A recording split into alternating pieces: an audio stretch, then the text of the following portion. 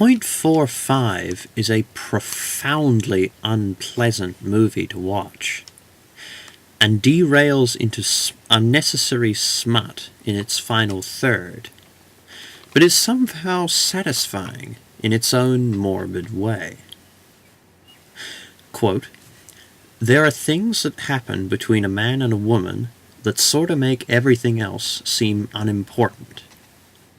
These words, spoken in Tennessee Williams' A Streetcar Named Desire, perfectly encapsulate the relationship of Kat, Milla Jovovich, and seedy criminal Big Al, Angus Macfadyen. Like Stanley Kowalski in Williams' play, Big Al is a chauvinistic, abusive brute who treats his partner like a sexualized object. Kat only remains with him for desire, just brutal desire, as Blanche puts it, and their shared passion for guns and sex. .45 takes Williams' setting of a lopsided family, transplants it to the slums, and ramps it up to an even more obscene, gut-wrenching intensity. One scene comprises a near-continuous take of Kat being beaten and humiliated for only talking to a Puerto Rican guy in a bar. Quote, "I'm not going back in there. Not this time. Never going back. Never," Stella declares after a similar scene, if not nearly as shocking, in Streetcar. But while Stella simply returned to Stanley within a night, the beating proves to be a turning point for Kat. Empowered to make a difference in her life, Kat conspires with her friends to do away with Al and secure herself some freedom.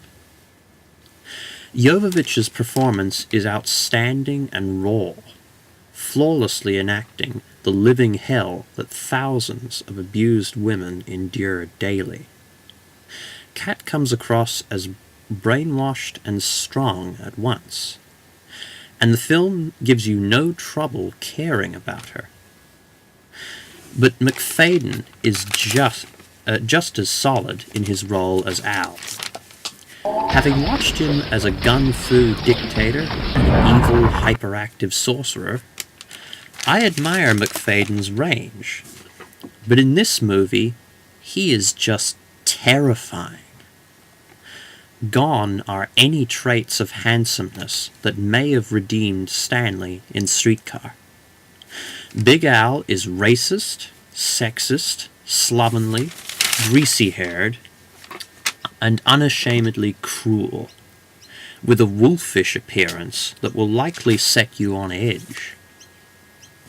Candid personal shots, done in the style of documentary footage, reveal just how reviled Big Al has become, for good reason, and draw you further into this gritty, lawless stretch of the city.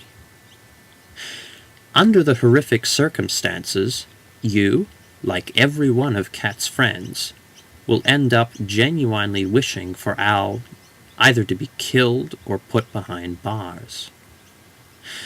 Beckoning its viewers so deeply into the mindset of its situation, the main conflict of .45 bears the mark of excellent writing. The rest of the film, however, is less polished. The various supporting characters are loyal protectors of Kat, but are otherwise uninteresting. And I was never sold on bisexual Sarah Strange's mutual bond with Stephen, "Hey, it's that guy who consistently almost has a career," Dorff. And the final third was quite a downturn.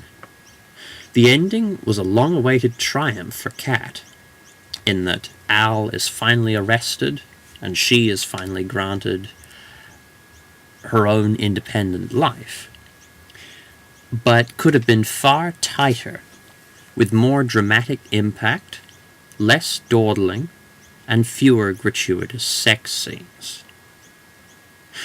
Is .45 a pleasant film to watch? No. Is it an uplifting movie? It depends. Is it a competently made film with staggering performances? Yes. .45 is effectively one of those films that wears itself out by the end. So vivid is its depiction of domestic violence. But while it lasts, .45 will still be of interest to Tennessee Williams fans and those who follow Milla Jovovich.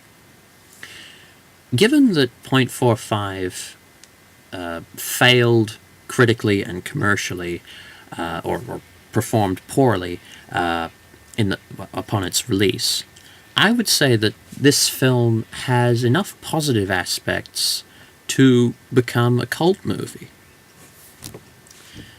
Thank you for listening. I have several other reviews planned, including American Beauty, 28 Weeks Later, and of course my Scary Stories submission. You can await all of those and more, possibly even a few Flash game reviews in the next few weeks. Thanks once again. See you later.